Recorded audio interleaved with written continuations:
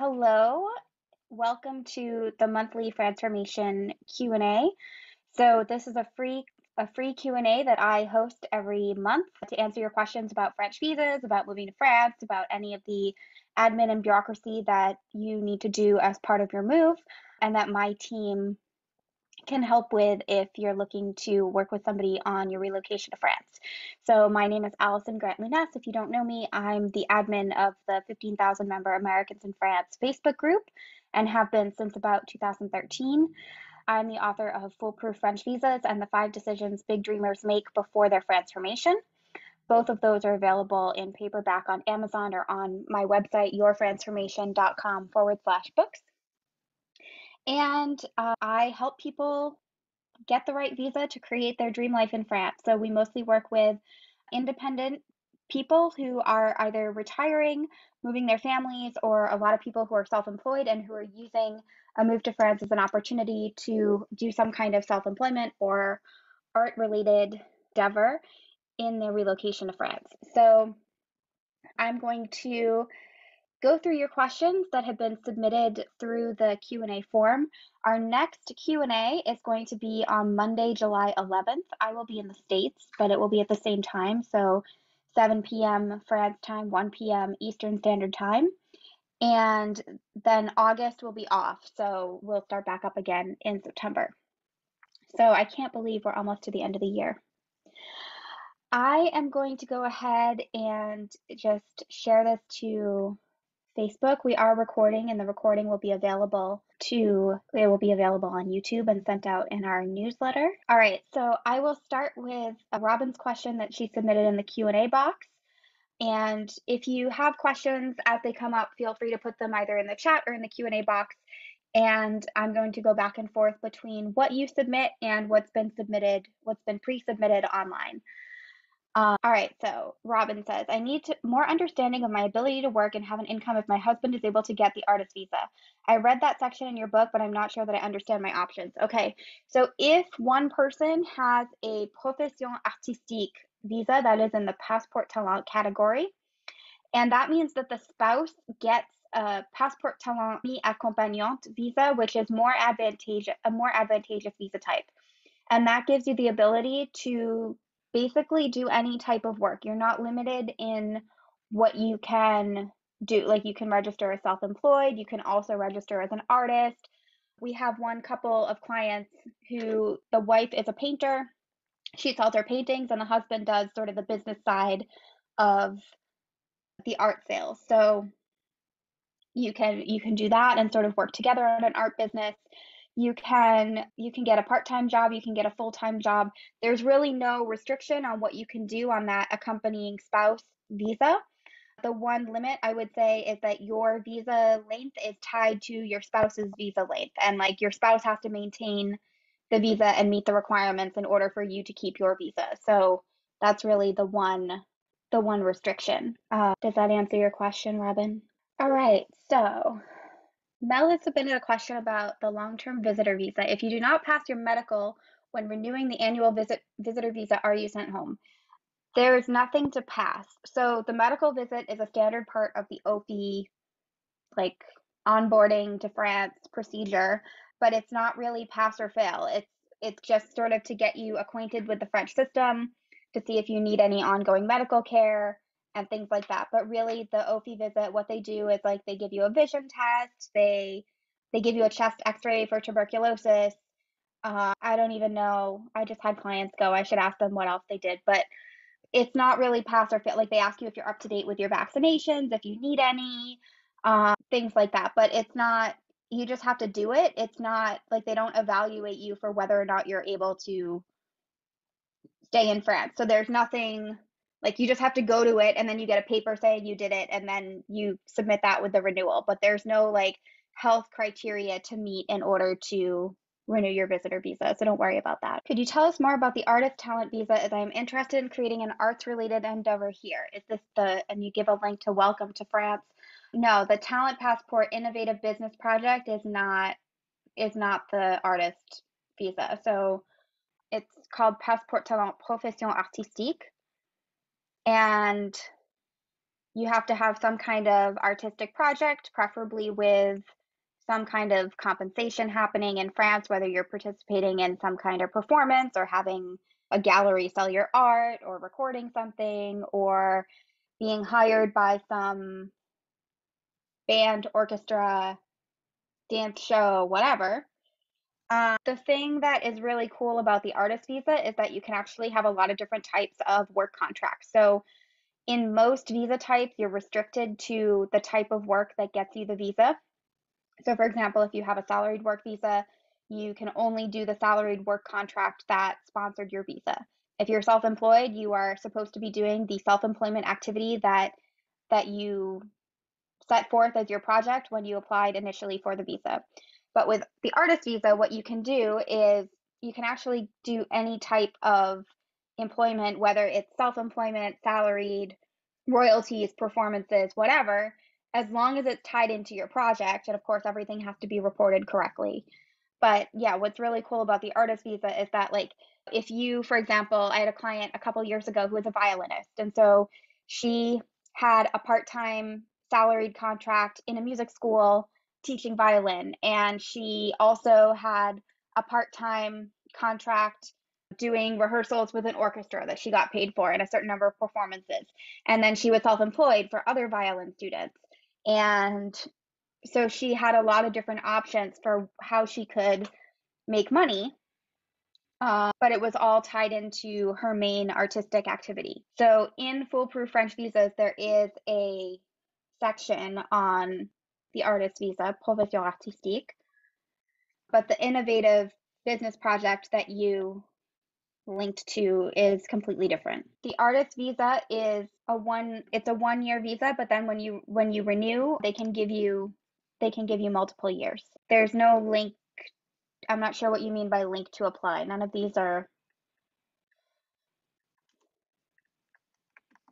you don't apply to any of these online. You apply by putting together a project and submitting it as part of a visa application to the consulate or through the VFS global offices. Do I have to go back to America to do this? What type of visa do you have now? Then yes, all long stay visas you have to apply in your home country. You have to apply in all visas you have to apply in a country where you are a citizen or resident. Unfortunately, that's just how it is. Even during COVID, we were not able, like, we had some people who got stuck here during COVID, and we tried to get the prefecture to take their application for a carte de séjour directly because they were stuck here as tourists and couldn't go back. And they were getting like 90-day extensions. France allowed tourists who were stuck here to get 90-day extensions if they couldn't travel. They were fairly generous with them. But even under those circumstances, we couldn't get any prefectures to give out any visas or skip the visa process here. So unfortunately, that's just how it is. You have to apply in your home country. What you can do, I mean, what we have clients do sometimes is they put together their applications, and then their applications are ready when they go back home. They make their visa appointment for like the next day, and then they get it back in within a couple of weeks, and then they're able to come right back to France. There's no waiting period once you are in France as a tourist, even if you were here for the full 90 days. There's no waiting period between being able to apply for the visa when you go back or being able to return to France if you have a visa. So, is this kind of visa one of the easiest to get long term if you're a creative entrepreneur? It's, I mean, I wouldn't say it's easy to get, but it's doable. I would have to know more about your project specifically and what you do as a creative entrepreneur in order to know if that was the best visa type. So there's a couple different options, like if you're self-employed or an entrepreneur. Like there's the artist visa, which can be a good fit if you're self-employed in the arts. I met a really interesting woman a couple weeks ago who did she I forget what kind of part she made, but she made like instrument parts, and she was coming to France to like learn the craft of making these instrument parts from like a master instrument part maker, and it was really cool. So she something like that you could get an artist visa for. If you were coming to set up a company to produce instrument parts, then that would probably be a different visa. So it kind of depends, like, are you And same thing like with my violinist client from a couple years ago, like her main thing was performing, so she got the visa based on performing and being hired by an orchestra and whatever. But there's also the possibility of like if you're a violin teacher and your main profession is being a self-employed tutor or teacher to teach music to like children and adults, then that's more self-employment. That would be more in the profession libérale category. So it sort of depends on how you frame it. I'm currently working with some French clients managing aspects of their musical careers. I may produce events here as part of this. So yeah, music production would probably fall into the artist category. Producing events is more entrepreneurial. I guess it depends on that sounds a little bit more service oriented to me. That sounds more like it might be a self-employment activity rather than an artist activity. But I think there's room for debate.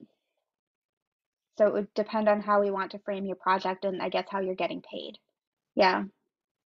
So we'll want to talk about that. I think you sent me an email, Mark. I think, do we have a call coming up to talk about working together on this? Because I think you have a couple of options. I think you have a couple of options in terms of how you want to set up your project. I think the artist visa is technically more flexible. So if we can do it that way, it's a better choice. Because like I said, it does, like I have a client right now, we just finished up, he's a dance teacher. And we went towards the artist visa for him because it gives you the option of like, for example, working part-time in a school if they pay teachers on salary. All right, more questions about the artist visa. I'll keep them thematic and then I'll come back to your questions about the visitor visa. How long does the artist have to start making an income? My husband is a professional here in the US, but obviously will take some time to be up and running in France.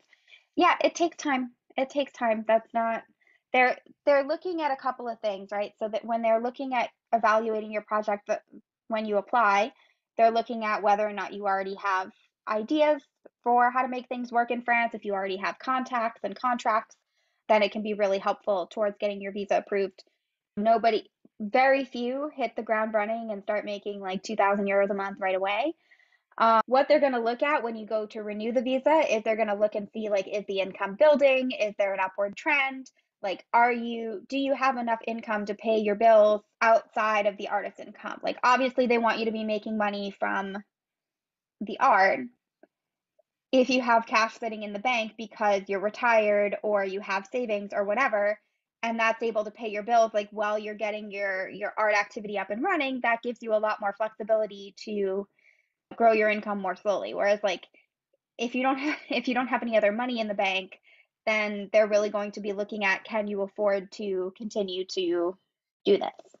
All right. Yeah, so if you have other income, then it's a little bit less urgent. I mean, you're still supposed to technically be making about 1,100 euros per month on like from artist income. That's what they're going to be looking for. But if you don't quite make it, or if you don't make that much every month and you're working on it, then they can be more forgiving if you have other sources of cash.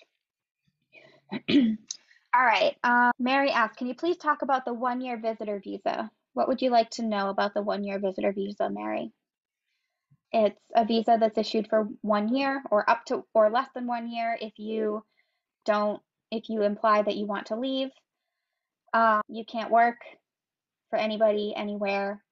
It assumes that you have income coming from sources like pension or rent or anything passive like dividends, interest, anything that does not require effort. So you can't work or have any other sources of income on that. Can you lease an apartment with that visa? Absolutely. Yep. Can you leave the country? Yes. Yeah, you can travel, I mean, you do have to ideally lease an apartment, have a long-term address that you will need to register your carte de séjour to. You'll need to inform the prefecture if you move. You will need to you will need to go to the OV medical visit at the end of, well, sometime during the first year. I cannot tell you how long after you submit the thing. We had one client submit in October. She got her appointment in December. We had another client submit in February. She got her appointment in June. Tax implications. So, tax implications of the visitor visa. Now, this is covered a little bit in Foolproof French Visas. We also go into it really in depth in Fast Track to France, which is our online program about all of the different admin things that you need to do in order to prepare for a relocation to France. Now, all of our clients get access to that, and it's also sold separately. But a brief overview of the tax implications of living in France. You become a tax resident if you have a visa to live in France. This is because France considers you a tax resident if one of the criteria is you spend more than 183 days of the year in France. By definition, if you have a visa to live in France, you will be spending more than 183 days here. Now, it's a little bit more complicated than that, but that's what we're going to go with for now. There's a tax treaty between France and the US, and France and many other countries. And basically, things like pensions and interest and dividend income and rental income and things like that are all going to be taxed in the US. So you will declare your US taxes as normal. Now, in France, technically, you're supposed to make a tax declaration and declare your worldwide income, even if you do not have income that should be taxed in France. Now, what's going to happen is you declare your income in France, you indicate that it's foreign and it's US source, and normally the tax office will apply a tax credit that is equal to what the French tax would be.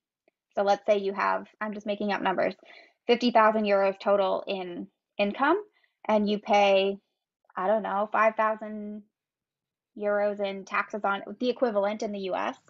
Now let's forget about exchange rates for now. And France is going to see that, and they're going to say, okay, well, French tax on 50,000 euros is, I don't know, 4,000 euros.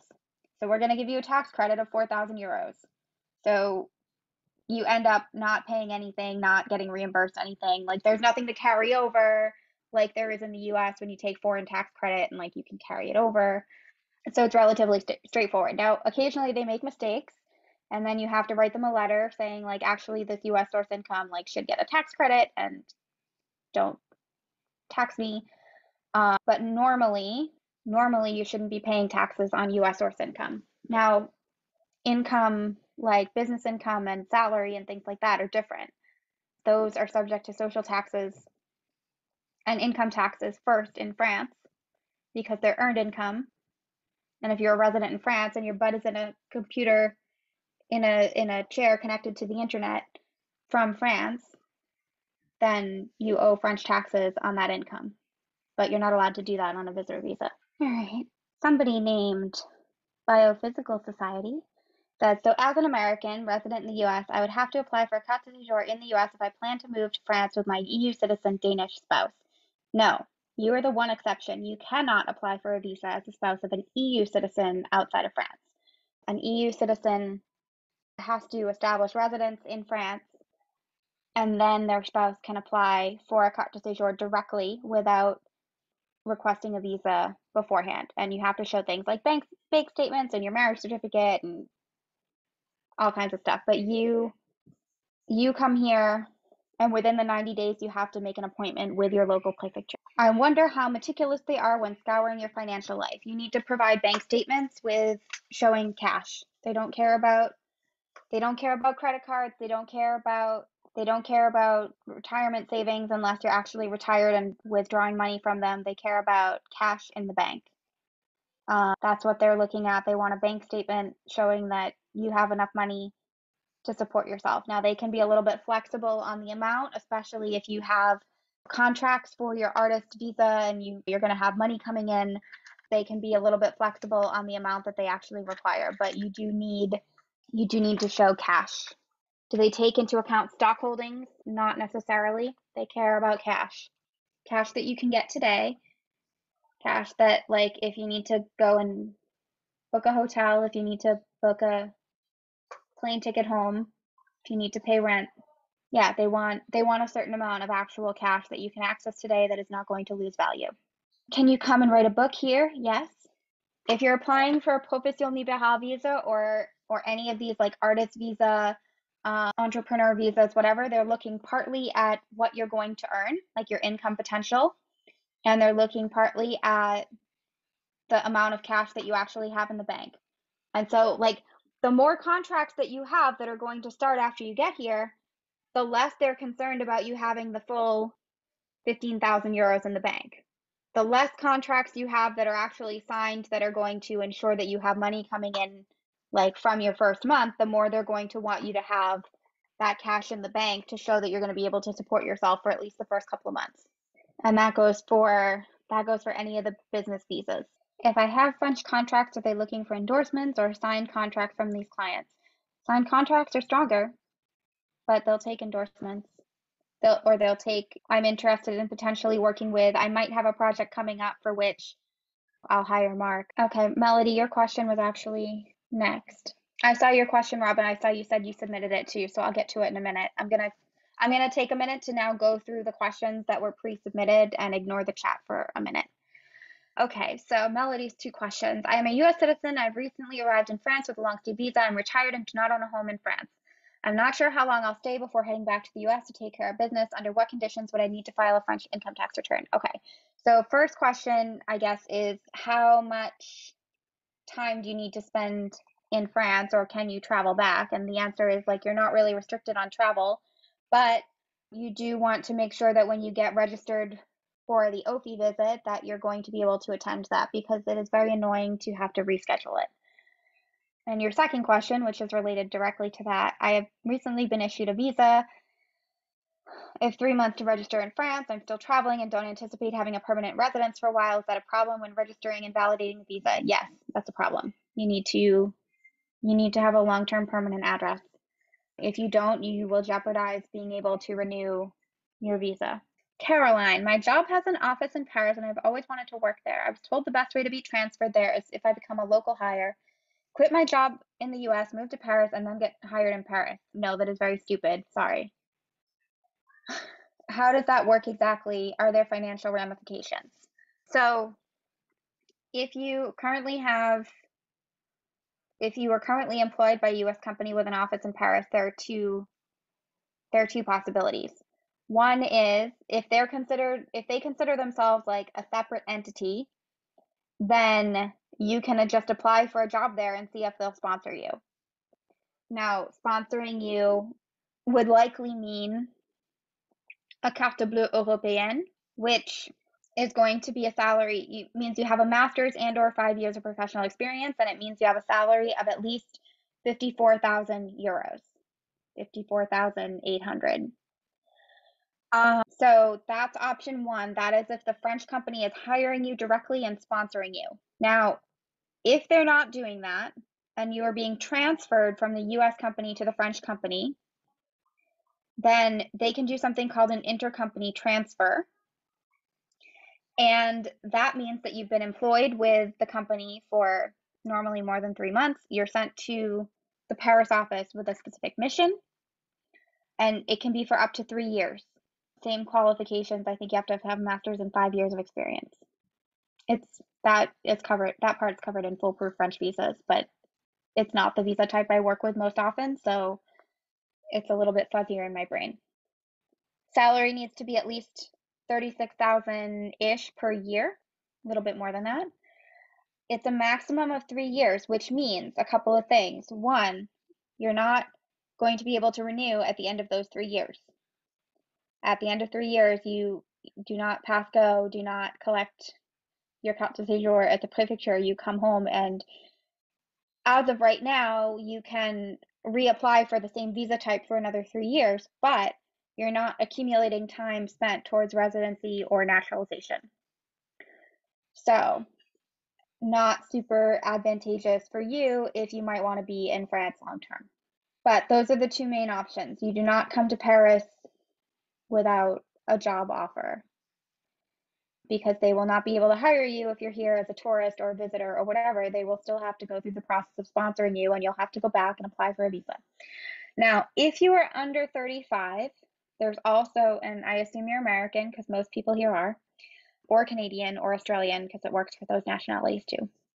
There's also a program called the Franco-American Chamber of Commerce. Now, they will sponsor work visas for American citizens with college degrees who are going to work a full-time job, earning at least French minimum wage, which right now is 1,645 euros per month, for up to 18 months in a French company. So the company in that case would not have to sponsor you, but again, it's only up to 18 months. You have to meet those criteria, being under 35 and all of that.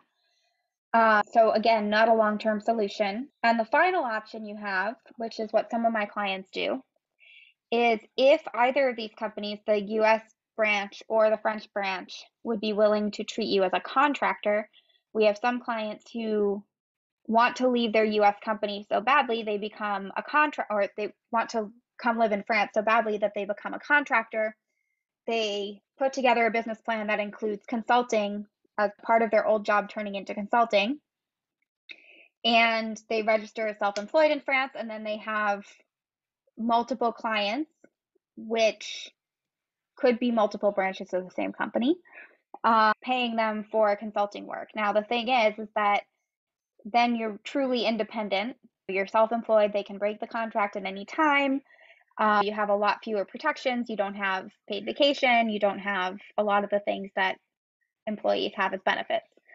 And of course, like technically you're supposed to have more than one client so that it's not like a disguised work contract. So you'd have to make sure as part of your project plan that you would have those bases covered as well. Is having a number of independent contracts from French clients as an entrepreneur pretty much the same as a French company hiring me and sponsoring you? No, it's completely different. That would be a profession libérale or a business visa type, and you would be free to work with many different clients. When you're on a salaried visa working for a French company, you are only allowed to work for the company that sponsors you. Oh, and the second part of your question, Caroline, was the financial ramifications of switching from a US contract to a French contract. It's very expensive for the company. Now, if they transfer you, they can keep paying US social charges for a period of 5 years. There's something special called an impatriation regime where they can elect to keep you on US, like paying in social Medicare and Social Security tax and all of that stuff for a period of up to 5 years. So some companies may opt to do that. Otherwise, it can be very expensive, or even if they do that, it can be very expensive for them to hire you because they have to give you a French work contract, they have to give you a CDI, they have to pay a certain amount of vacation time, which is probably more than you're used to getting in the US. So yeah, it's a lot. Okay, Laura has questions about dogs. Can dogs travel on the train? Yes, I'm not totally sure about what the rules are because I don't have a dog. What are the pet concerns for renting an apartment? Don't talk about your pet. Landlords officially aren't allowed to discriminate. They sort of can, like when it's a furnished rental, like a seasonal rental where it's less than 90 days, then technically, yeah, they cannot allow dogs.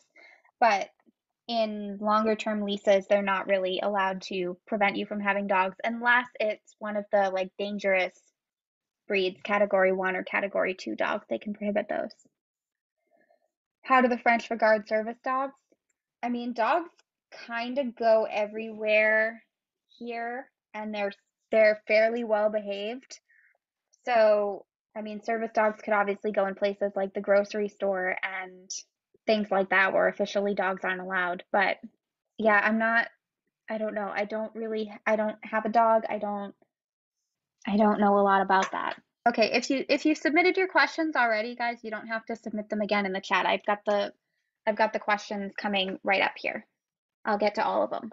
As a woman, will I need prior divorce records since my maiden name is different from the one used on my current marriage license? Yes. Keep a trail of your name changes. In France, your maiden name is always your name. Like you don't ever lose your ability to use your maiden name. You always put your maiden name and your married name or nom d'usage on all of your official documents. So yeah, you'll need to put it on your visa application, and yeah, I would keep a trail of that paperwork if you didn't change your name back. Okay, Erin, if I've had my appointment with the consulate here in LA but have not received my visa yet before my travel date, can I still travel to Paris as a visitor and have my visa sent to me in Paris? Not if they keep your passport. They take your passport to put the visa in it, so you will not have your passport until they give you your visa back. So you need to send me your stuff so that we can do your visa application. And I need your mailing address, Erin. Okay, Rebecca, here's your question.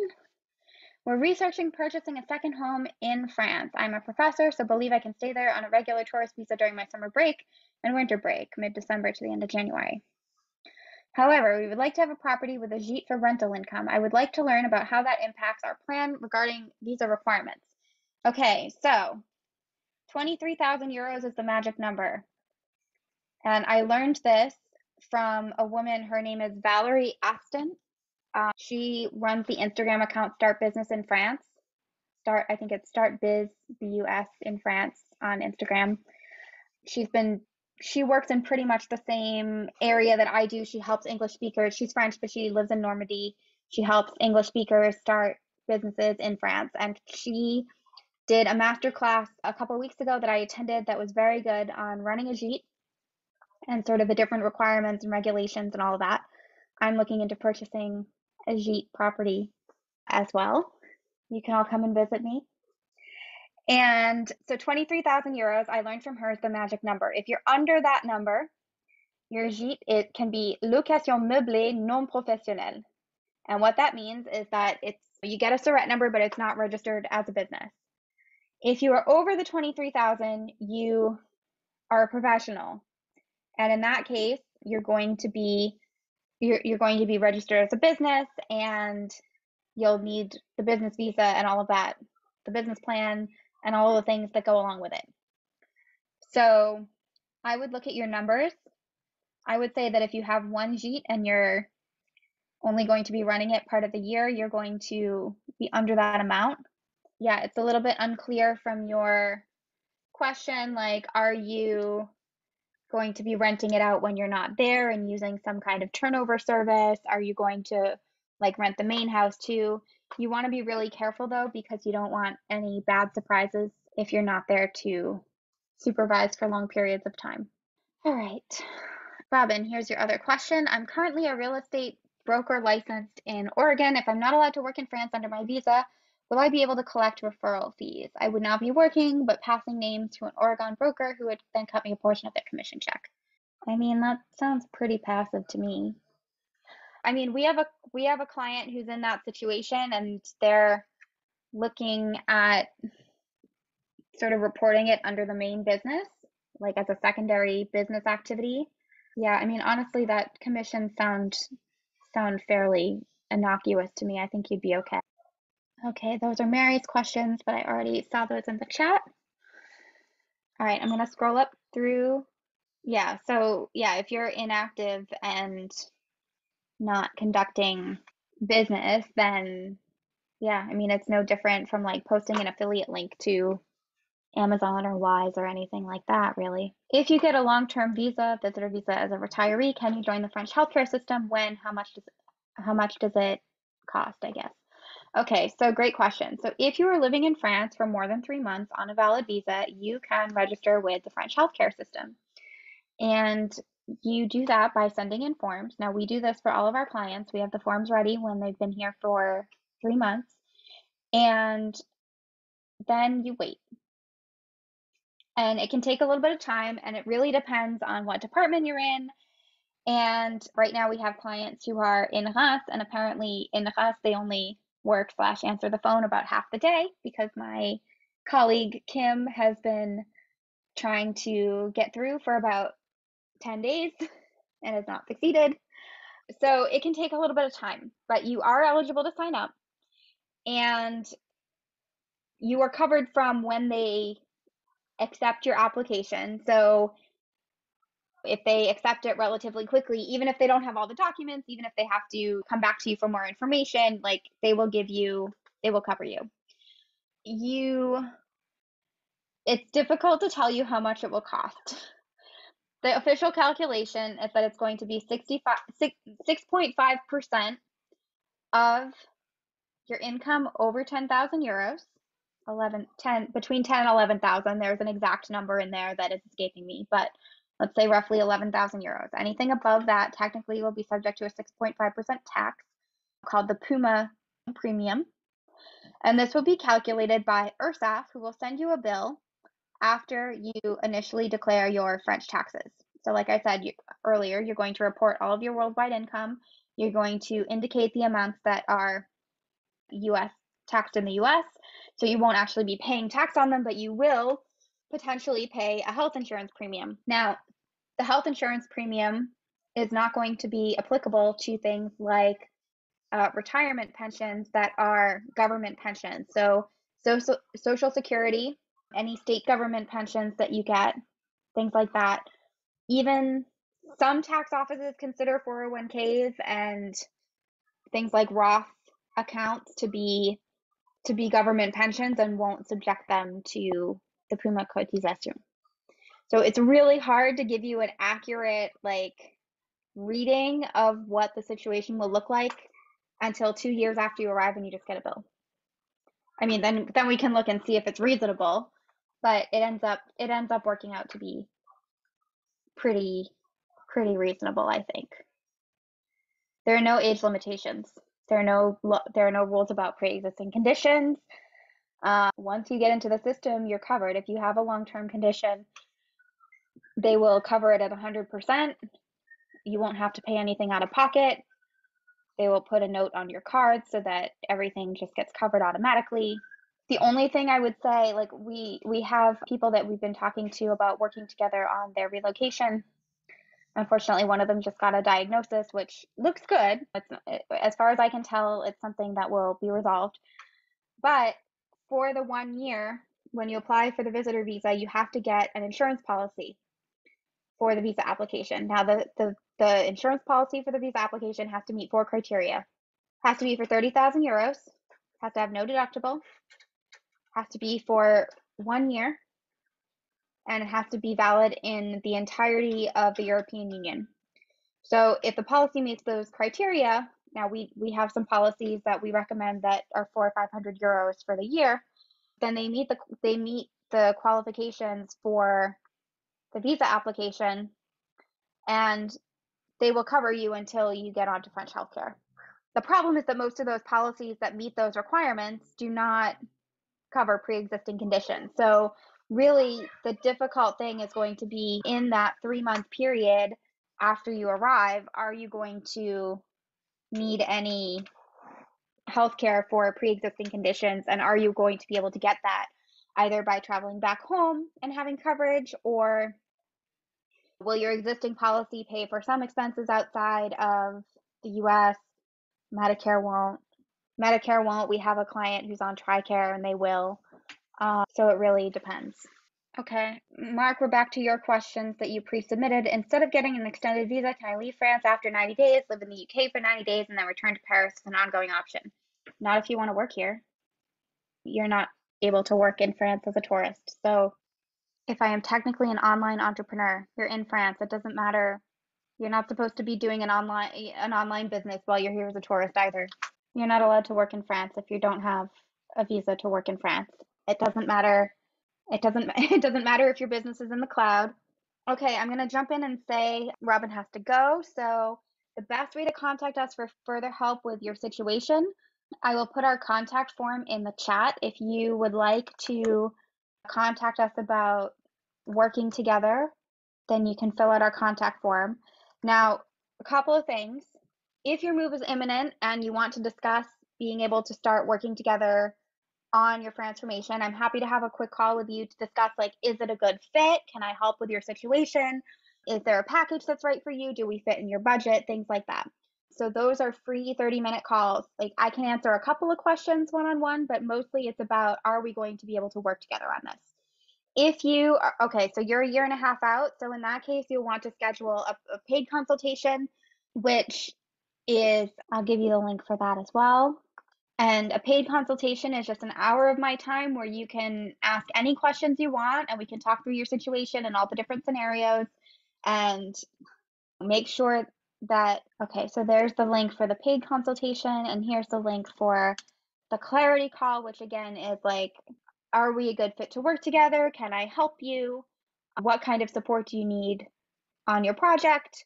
And what's the timeline for us working together if that happens? And that's going to be for people who are pretty much getting ready to start the visa application process now. So we have some clients who are moving in September. Right now we have some, I think I have one who's moving in July 2023, but and she's starting a business, so we're just developing the business idea right now. But yeah, the free call is for people who are almost ready to start and who want to know if working with us is a good fit. Paid consultation is you have a lot of questions and you just want to talk about them, and then there's no obligation. We don't need to talk about packages or anything like that. In a lot of cases, it's too early to talk about packages because your move is farther down the line. So yeah. All right. Hannah, can you discuss the process for apartment hunting and signing a lease? So you're probably going to want to use a service like Guarant Me in order to have a guarantee that you're going to pay your rent, and that's going to go a long way in helping you to find a lease. It's unfortunately very difficult as a foreigner to get a lease on an apartment in France, and they want to see either like French income or a French guarantor or a salary that's 3 times higher than your rent, which is quite difficult. So I would suggest getting something like Guarant Me, or I think another one is Uncle with a K, and that will guarantee you up to a certain amount of monthly rent. A lot of agencies are willing to work with that, more so than if you don't have any of those guarantees. So yeah, I know Guarant Me will like maybe give you recommendations or referrals to local agencies that will work with you, and you can also just talk to people about it, like go into agencies and talk to them about it.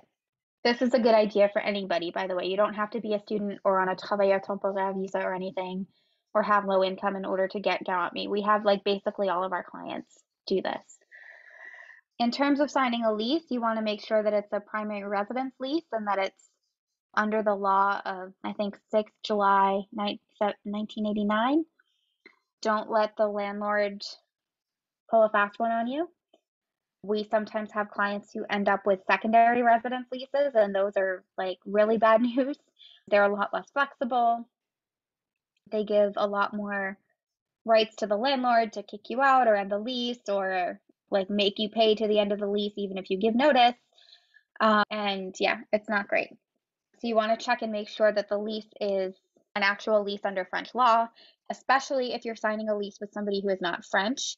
I've seen a lot of cases of Americans or British clients who sign a lease with another American or British person, and then the landlord just kind of made up a bunch of stuff that might be illegal in some US states, or it might be legal in the UK, but it's not legal in France. And so they end up with a lot of clauses that are not allowed. They don't know what notice period they have to give. They they have to pay like month rent 3 months in advance or something like that. Like a lot of things that are just not legal in France. So make sure you do some research into your rights as a tenant as well. So I have to say about that. That's pretty much it. Just make sure that you have a basic understanding of what your rights are. A typical lease for a student is going to be 9 months in a furnished rental. For regular grown-ups who are not students, it's 12 months for a furnished rental, and an unfurnished rental would be 3 years. So those are standard. If anybody tries to go outside of those lines, there is something called a bi-mobilité, which, Hannah, you might be eligible for because you're on a temporary work contract. So that would be a lease between 3 months and 11 months. And there are very specific conditions, and I don't know them off the top of my head. But a bi-mobilité might be something you can look into and see if that's a good fit for you, and if a landlord is able to offer it. Can I discuss the process of applying for CAF? I really can't. I don't know very much about it. You're going to have to send them a lot of documents, probably multiple times. They're going to lose them every single time. I assume that you're going to be a language assistant because you said a travailleur temporaire visa. So you'll have to provide your income from 2 years ago. If you were a student 2 years ago, great, you will be eligible for a very small amount. If you were not a student 2 years ago and you had income, then you're probably not going to get it. You need to make sure that your landlord is willing to fill out paperwork for the CAF, because there are a lot of sneaky landlords who go under the table on those kinds of things and who don't want to fill out that paperwork. And that's going to put you in a very difficult position.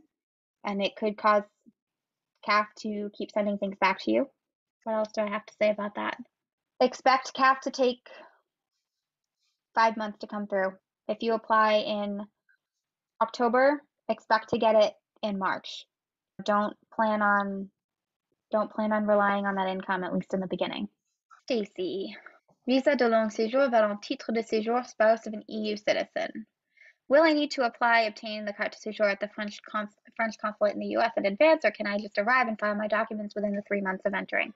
So if you are the spouse of an EU citizen, then you need to apply for the carte de séjour in France. We just did this for other clients they're super annoying about it because you have to make the appointment online, but you don't have a visa, so you don't have a visa number. And I was up until midnight on Sunday night for 4 consecutive Sundays trying to get that appointment. If you're the spouse of a French citizen, conversely, you need to apply for your visa in the US before you arrive in France. So just so we're clear on the distinction, spouse of an EU citizen, establish yourself in France, get a long-term rental, apply within 3 months in the prefecture in France.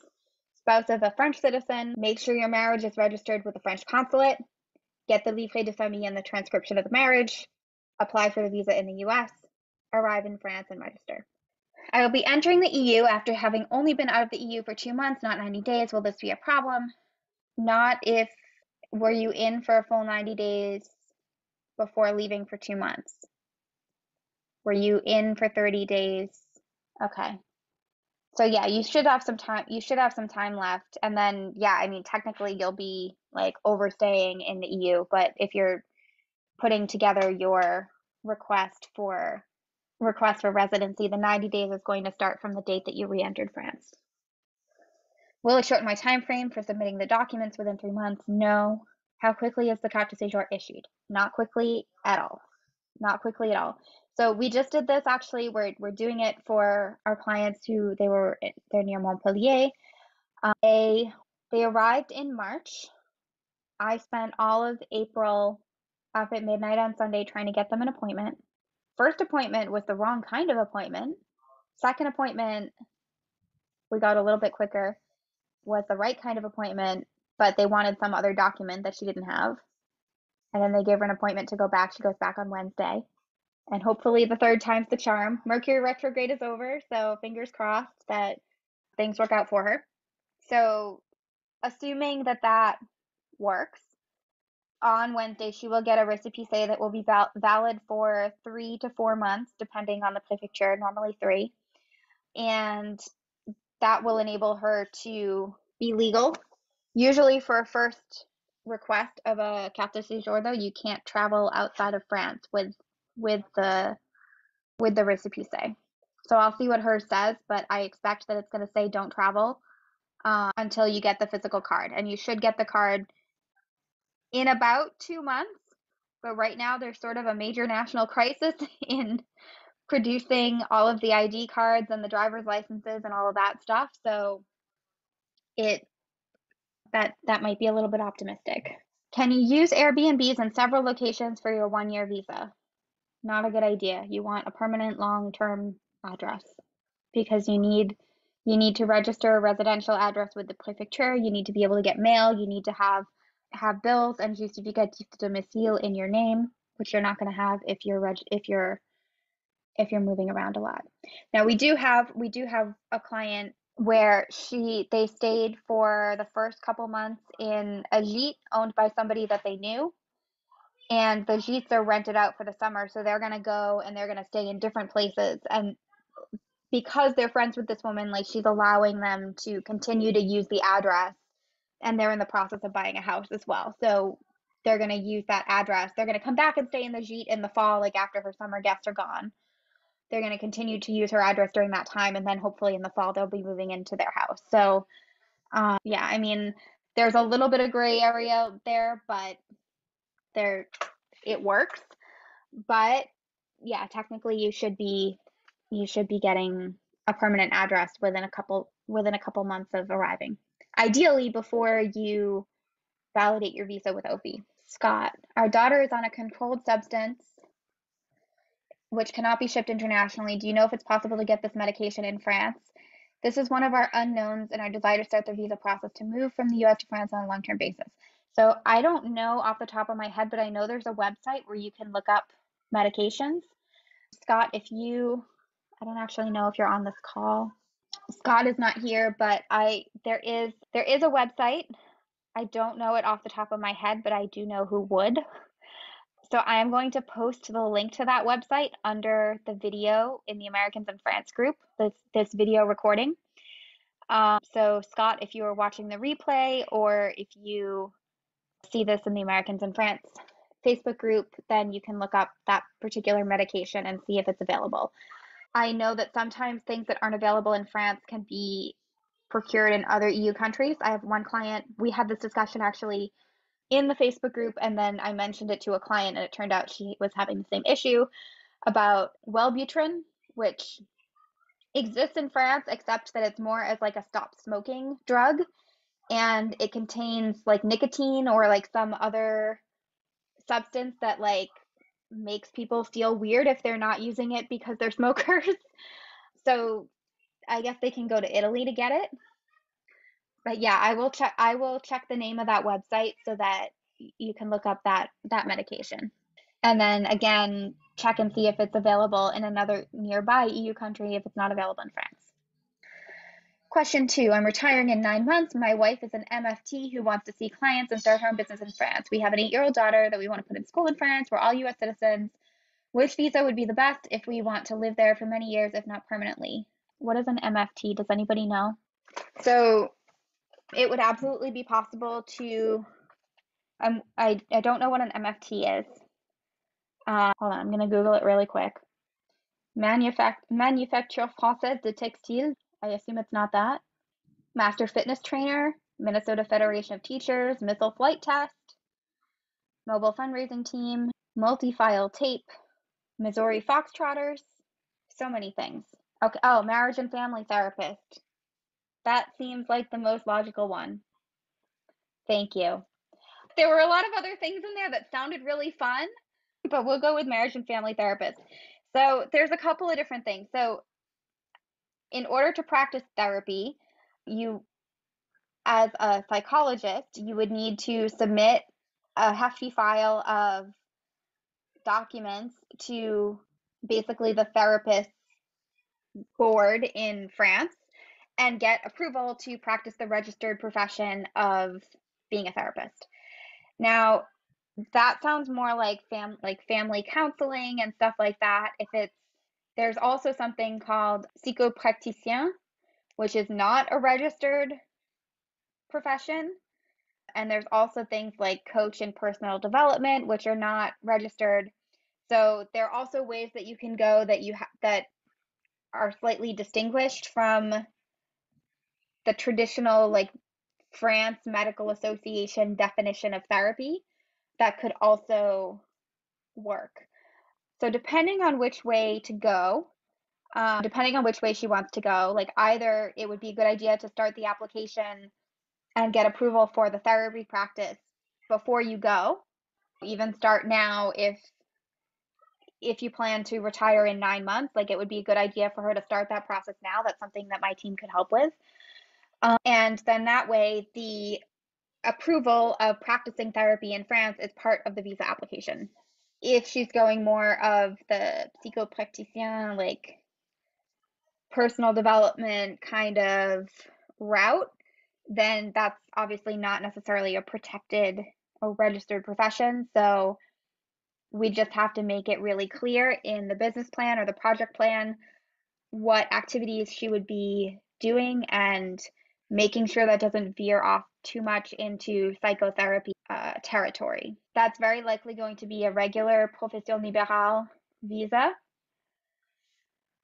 Could technically do it as a company depending on what the level of income is. I think we'd have to talk a little bit in more detail to see if like a company structure would be a good fit, but generally therapy would be like a regular profession libérale, so not even auto entrepreneur.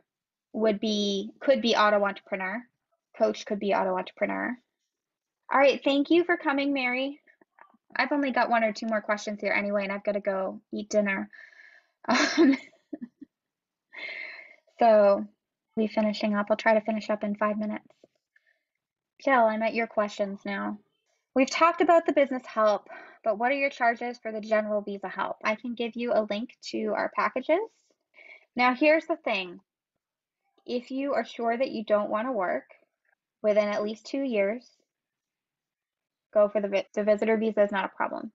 If you think you want to work, I would much rather have you start with the profession libérale or the artist visa or whatever, because it is much harder to change from the visitor to the profession libérale than to just go for the profession libérale in the first place. So those are a link to that's a link to our packages. The top package includes obviously help with all of the visa stuff, but then also once you get here, things like validating the visa, exchanging your driver's license, getting you set up on healthcare, talking to you a little bit about the tax situation, things like that. And you get access to all of our programs. So we have client orientation on everything's on Kajabi, which if you purchase the digital edition foolproof French visas, you're familiar with it. So we have client orientation, we have all of our client questionnaires, we have Fast Track to France on there.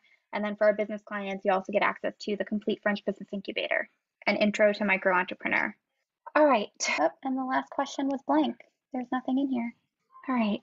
Did I miss anything? The paid consultation is 297 euros, and you can schedule it directly on the link that I'll give you that link again.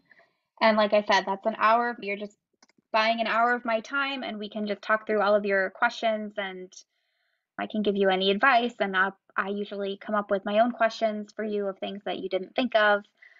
And then if you sign up for a service package with us within 90 days of doing a paid consultation, then I will apply that as a credit to whatever package you sign up for. The free clarity call is for people who want to talk a little bit about the process of working together, see if it's a good fit, make sure that I can help with their project. And again, like time to answer 1 or 2 questions, but it's a shorter call. And the focus is really on, you're going to start, like, do you want our help with this? I'm going to start, I haven't started it yet, but we have one of our clients who is going to start calling people back who request clarity calls and just talk to them a little bit before they get on the phone with me to get a better idea of what you're going to do and what I might be able to help with. That's probably start that in the summer. All right, are there any other questions? Okay, well, thank you for coming to today's Q&A. Our next call is going to be July 11th. So that is the second Monday, because the 4th is obviously a holiday in the US. I will be in the US to host the next call. And it will be the last one of this year. I'm not going to do one in August, but then we'll start back up again in September and continue doing the first Monday of the month. So thank you for coming.